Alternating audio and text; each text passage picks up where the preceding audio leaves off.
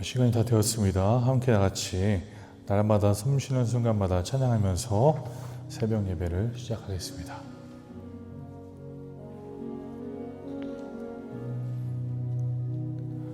날마다 숨쉬는 순간마다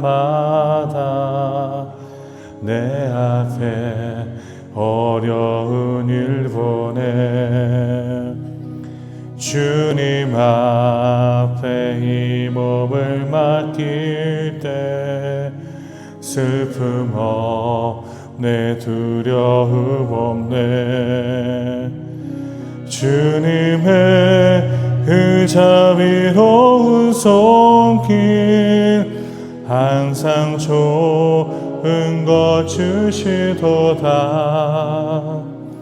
사랑스레 아픔과 기쁨을 수고와 평화와 안식을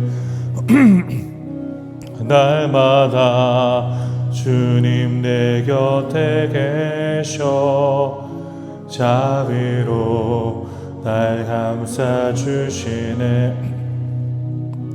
주님 앞에 이 몸을 맡길 때 힘주시 내 위로함 주네 어린 나를 품에 안으시사 항상 평안함 주시도다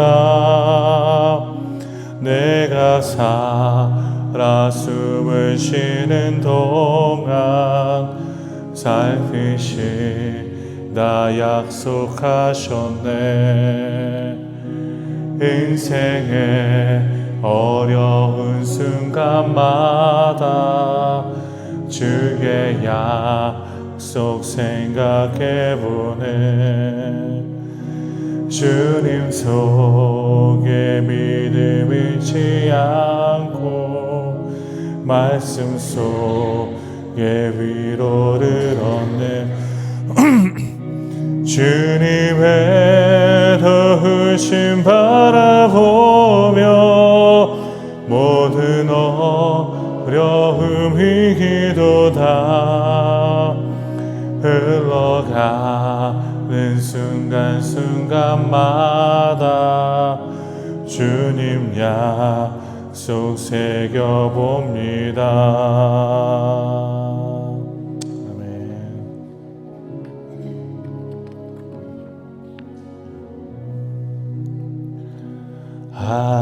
하나님은 너를 지키시는 자 너의 우편에 그늘 되시니 낮의 해와 밤의 달도 너를 잃지 못하리 너를 잃지 못하리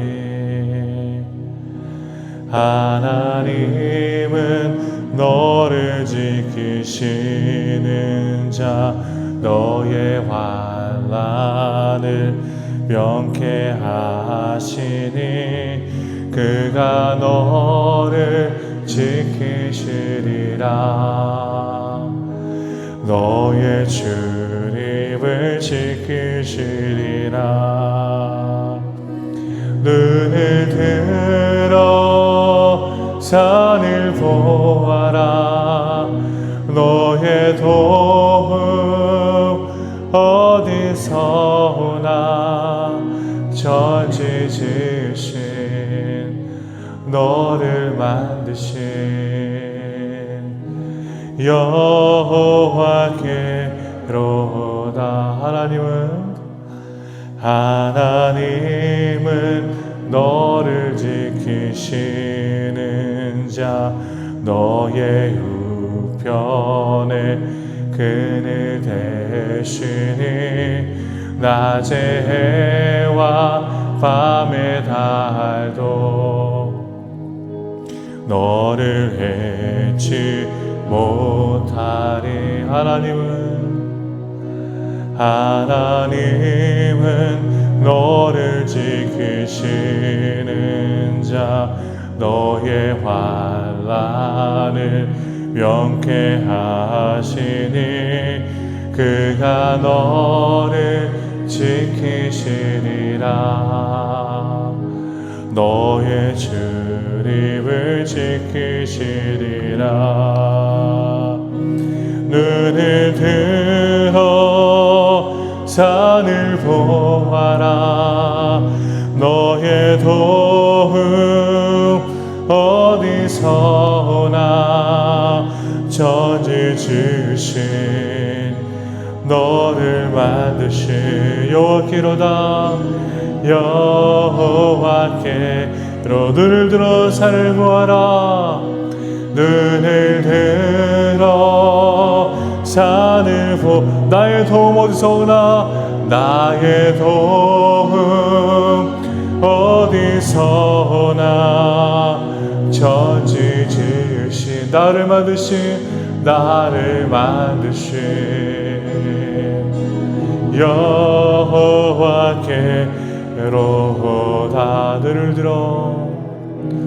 눈을 들어 산을 보아라. 나의 도움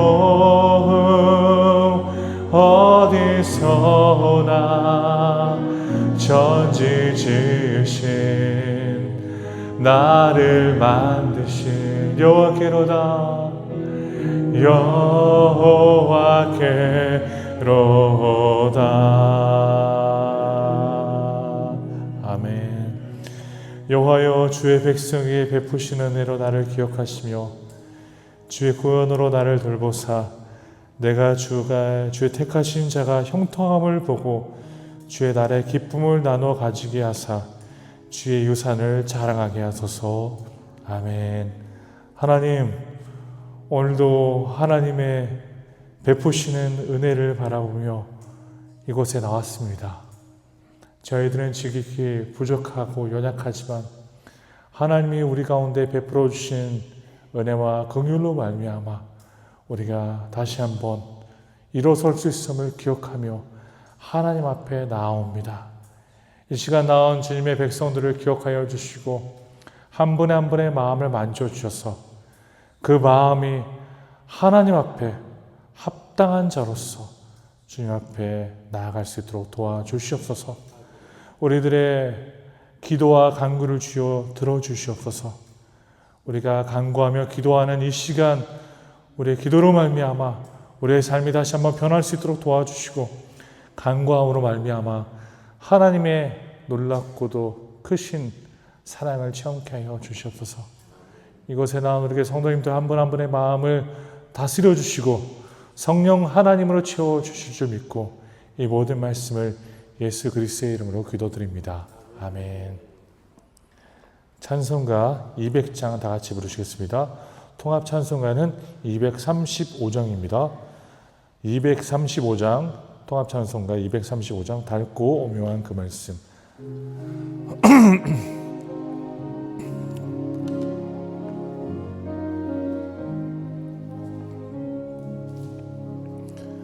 닳고 오묘한 그 말씀, 생명의 말씀은 귀한 그 말씀 진실로 생명의 말씀이 나의 길과 믿음 밝히 보여주니 아름답고 귀한 말씀 생명샘이로다. 아름답고 귀한 말씀 생명샘이로다. 귀한 주님의 말씀은 내 노래 되도다. 모든 사람을 살리는 생명의 말씀은 값도 없이 받아 생명 길을 가니 아름답고 귀한 말씀 생명샘이로다. 아름답고 귀한 말씀 생명샘이로다. 널리 흘리어 퍼지는 생명의 말씀은 마음의 용서와 평안을 골고루 주나니. 다만 예수 말씀 듣고 복을 받네. 아름답고 귀한 말씀 생명샘이로다.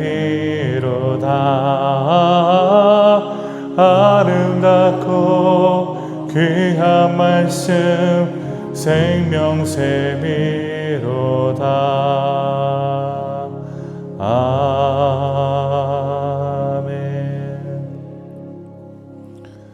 오늘 말씀을 보겠습니다. 말씀은 마태복음 18장 21절에서 35절까지 있는 말씀 내용입니다.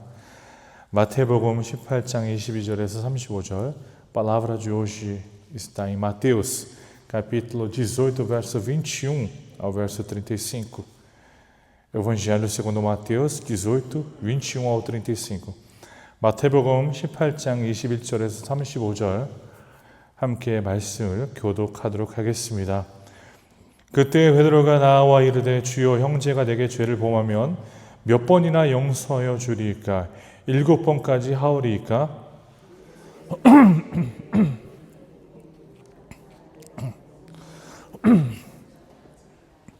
그러므로 천국은 그 종들과 결산하려 하던 어떤 임금과 같으니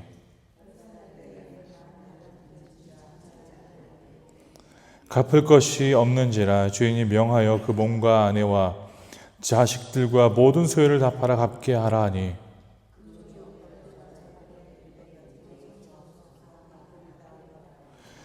그 종의 주인이 불쌍히 여겨 놓아 보내며 그 빚을 탕감하여 주었더니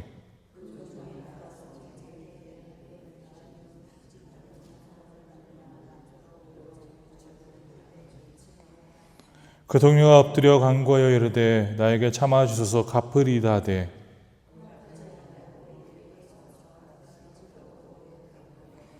그 동료들이 그것을 보고 몹시 딱하게 여겨 주인에게 가서 그 일을 다 알리니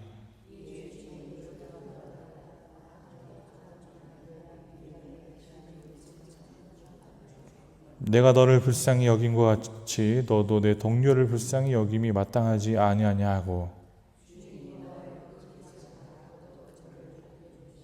다 같이 읽겠습니다. 너희가 각각 마음으로부터 형제를 용서하지 아니하면 나의 하늘 아버지께서도 너희에게 이와 같이 하시리라. 아멘. 우리가 신앙생활을 한다는 것은 하나님의 사랑을 체험했다는 것을 의미합니다. 하나님의 사랑을 체험했고 그 사랑을 깨달았기에 우리는 하나님과 함께 교제하며 그분과 동행하며 신앙생활을 하는 것입니다. 그러면 그리스도인들의 신앙생활은 사랑을 기반으로 했다라고 해도 과언이 아닐 것입니다. 그 말씀을 생각해 보면 무엇을 우리를 그토록 사랑하셨기에 우리에게 독생자 예수를 주었을까라는 생각을 해볼 수가 있겠죠. 우리를 얼마나 사랑하셨기에 우리의 모든 죄악들을 용서해 주시고 독생자 예수를 보내셨을까라는 하나님의 그 은혜를 생각해 볼 수 있겠습니다. 하나님은 지극히 우리를 사랑하셨습니다.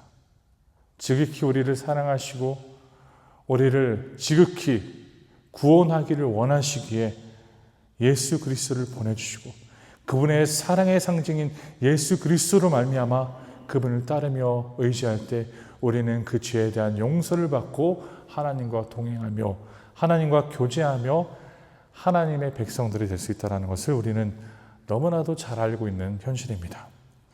오늘 마태복음 18장은요, 공동체 안에서 이루어지는 삶을 다룹니다.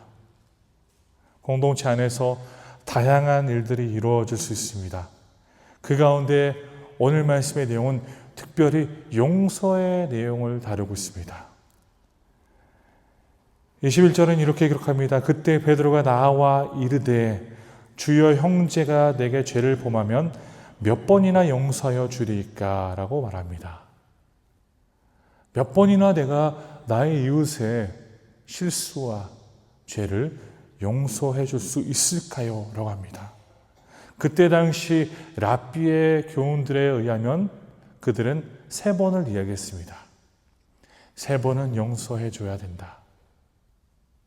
우리도 그렇게 이야기하지 않습니까?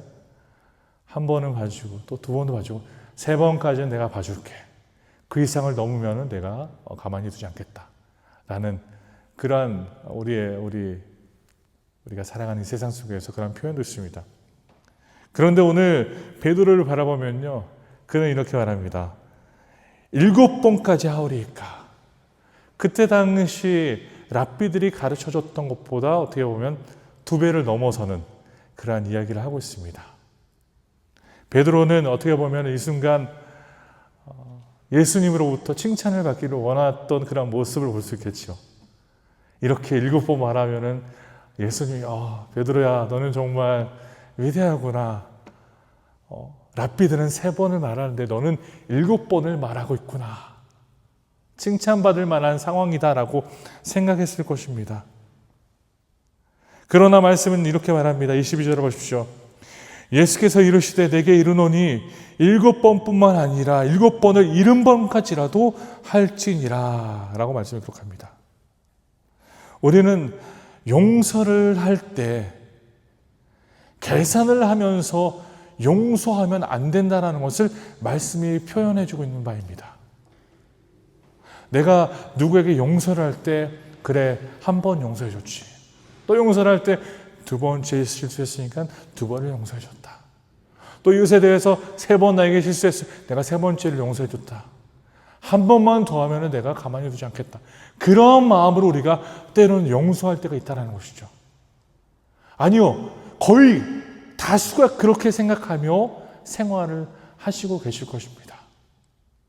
그런 오늘 말씀의 내용은 심지어 베드로는 7번까지 하리까라는 그 표현에 예수님은 7번뿐만 아니라 7번을 70번까지라도 해야 된다라고 말씀해 주고 계시는 것입니다. 그러면은 우리가 계산을 해보게 된다면 그럼 490번을 우리가 용서해 줘야 되는 것인가 라는 생각을 할 수가 있겠습니다. 그러나 오늘 말씀 예수님은 그것을 말하는 것이 아닙니다. 490번을 용서해라. 그게 아닙니다. 그게 아니라 우리가 용서받은 자로서 평생 용서를 베풀며 살아야 된다는 것이죠. 내가 나를 사랑하듯이 내 이웃을 사랑하라고 하시잖아요. 그 사랑에는 무엇이 있습니까? 용서가 있습니다. 용서하는 것이 있다는 거죠. 그래서 공동체 내에서도 우리가 충분히 화목 가운데 살아갈 수 있음을 오늘 이 말씀이 증명해 주고 있습니다. 어떻게요? 우리가 서로가 서로를 사랑하면 용서할 수 있게 되고 그 용서로 말미암아 우리가 화목하게 지낼 수 있다는 것입니다. 베드로는 7번을 말합니다. 성도님은 몇 번을 말하고 계십니까? 몇 번까지 성도님의 용서의 한계가 됩니까? 어떤 분들은 내가 너그러운 마음이 있어서 나는 5번까지 용서할 수 있다. 나는 6번을 용서할 수 있다. 라고 할 수 있겠지만 우리는 오늘 말씀의 내용처럼 항상 용서할 준비가 되어 있어야 된다는 것입니다. 사랑하는 우리 신앙교회 성도 여러분, 우리 공동체가 하나님의 사랑으로 넘치는 공동체가 된다면요, 용서가 있습니다. 용서할 수 있어야 합니다. 내가 누군가의 실수를 마음에 담고 그것을 횟수를 세면서 계속 기억하며 그것을 계속 되새김질하면서 살아가는 것이 아니라 우리는 용서를 통하여서 그것을 잊어버리고 또다시 한번 그 사람이 그것을 반복하여 이루었을 때 또 용서할 수 있는 너그러운 마음, 사랑하는 마음을 품어야 된다는 것입니다. 그래서 교회에서 강요하는 바 우리가 신앙생활 하는 데 있어서 성숙한 신앙을 가져야 된다는 것입니다. 성숙한 신앙을 가져야만이 그리스도의 마음을 조금이나마 이해하고 우리가 그리스도의 마음을 공동체 가운데 적용할 수 있다는 것입니다.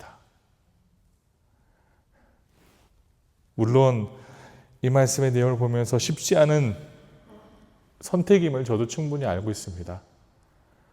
그런데 예수님은 어느 예화를 통하여서 설명을 하고 있는 것을 볼 수 있죠. 왜 우리가 용서해야 되는가? 23절을 보십시오. 그러므로 천국은 그 종들과 결산하려 하던 어떤 임금과 같으니 결산할 때 만 달란트 빚진 자 하나를 데려오매 라고 말씀을 기록하고 있습니다. 만 달란트입니다. 만 달란트. 한 달란트가요 6천 데나리온입니다. 1데나리온이 그때 당시에 하루 일당에 해당하는 금액이었습니다. 한 데나리온이요. 그러면 1만 달란트가 6천 데나리온입니다. 이 금액을 우리가 생각을 해봐도 상상을 해봐도 어마어마한 금액입니다. 그런데 말씀 내용을 보십시오. 갚을 것이 없는지라 주인이 명하여 그 몸과 아내와 자식들과 모든 소유를 다 팔아 갚게 하라 하니 모든 것을 다 팔아서라도 갚아야 된다라고 합니다. 그 종이 엎드려 절하며 이르되 내게 참으소서 다 갚으리이다 하거늘. 27절을 보면 그 종의 주인이 불쌍히 여겨 놓아 보내며 그 빚을 탕감하여 주었더니 빚진 자가 말합니다. 엎드려 말합니다. 내게 참으소서 내가 다 갚으리다. 갚겠습니다. 과연 1만 달란트를 갚을 수 있었을까요? 만 달란트를 어떻게 이 사람이 갚을 수 있었을까요? 불가능한 일입니다. 예수님이 이것을 대조시키면서 우리가 왜 용서해 줘야 되는지란 내용을 우리에게 전달하고 있다는 것입니다. 절대 갚을 수 없는 금액을 탕감받은 우리를 지금 상징적으로 보여주고 있다는 것입니다. 1만 데나리온, 1만 달란트, 6천 데나리온, 한 달란트는 6천 데나리온입니다. 그것을 탕감하여 주는 그 주인의 모습을 보면서 우리도 그렇게 은혜를 받은 자로서 또 주변에 있는 자들에게 은혜를 베풀어야 된다는 의미로 우리에게 가르쳐주고 있다는 것이죠. 27절을 보면 그 종의 주인이 불쌍히 여겨 놓아 보내며 그 빚을 탕감하여 주었더니 평생을 일해서 평생 노동을 다해도 갚을 수 없는 금액입니다. 그 금액을 탕감하여 주는 것을 볼 수 있습니다. 사랑하는 성도 여러분, 이것은 우리에게 절대 우리가 죄에 대해서 타락한 존재로서 우리는 그 죄에 대한 빚을 갚을 수 없는 존재다라는 것을 말씀은 보여주고 있다는 것이죠. 그런데도 불구하고 하나님은 우리를 용서하여 주셨다는 것을, 우리를 긍휼히 여겨 주셨다는 것을 말씀을 통해 이렇게 극적인 비유를 통해 보여주고 있다는 것입니다. 신앙교회 성도 여러분, 우리는 절대 갚을 수 없는 빚을 예수 그리스도의 보혈로 갚아주셨고 우리는 그 은혜를 입어 자유롭게 살아갈 수 있는 존재들이 되었습니다. 우리는 매일매일 그것을 기억하는 존재로 살아가야 합니다. 그래서 은혜를 잊지 말라고 하는 것이죠. 은혜가 무엇입니까? 하나님이 우리 가운데 행하신 일들, 예수 그리스도를 보내주신 그것들을 기억하면서 나는 은혜 입은 자다. 절대 죽을 수밖에 없는 존재를 사랑해 주셨고 그 사랑으로 나를 구원해 주심으로 내가 하나님 나라를 누릴 수 있구나라는 그 은혜를 매일매일 기억하면서 살아가는 것입니다. 우리는 그래서 하나님이 우리를 긍휼히 여겨주시는 그 마음을 기억하며 그 은혜에 매일매일 젖어 살아가는 존재들이 되어야 된다는 것입니다. 사랑하는 신앙교회 성도 여러분, 은혜에 젖어 살아가는 사람들이 되십시오. 하나님의 은혜에 젖어 감사가 넘치고 하나님의 은혜를 기억하면 기쁨이 넘치고 하나님의 은혜를 기억하면 찬양이 넘치는 귀한 삶이 되시기를 간절히 소원합니다. 우리가 은혜를 잊게 된다면 어떤 일이 발생할까요? 28절을 보십시오. 그 종이 나가서 자기에게 100데나리온 빚진 동료 한 사람을 만나 보십시오. 1만 데나리온의 탕감을 1만 달란트의 탕감을 받은 자가 지금 어떤 사람을 만납니까? 그 종이 나가서 자기에게 100데나리온의 빚진 동료를 만납니다. 100데나리온은 그럼 3개월 10일 정도 일하면 갚을 수 있는 금액이다라고 말할 수 있겠죠. 우리가 살라리오 미니모로 지금 환산을 한다면 한 7천 헤알을 우리가 생각해 볼 수 있습니다. 7천 헤알 정도 되는 빚이에요. 그 빚을 갖고 있던 동료 한 사람을 만나게 됩니다. 이어서 말씀 보십시오. 붙들어 목을 잡고 이르되 빚을 갚으라 하매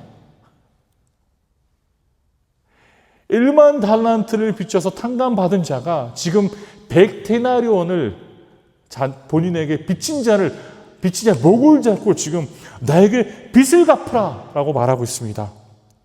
29절을 보십시오. 그 동료가 엎드려 간구하여 이르되 나에게 참아주소서 갚으리이다 하되. 보십시오. 그 동료도 지금 엎드려서 간구하고 있습니다. 이 엎드려 간구함을 왜 이 말씀 내용에 다시 언급되어 있을까요?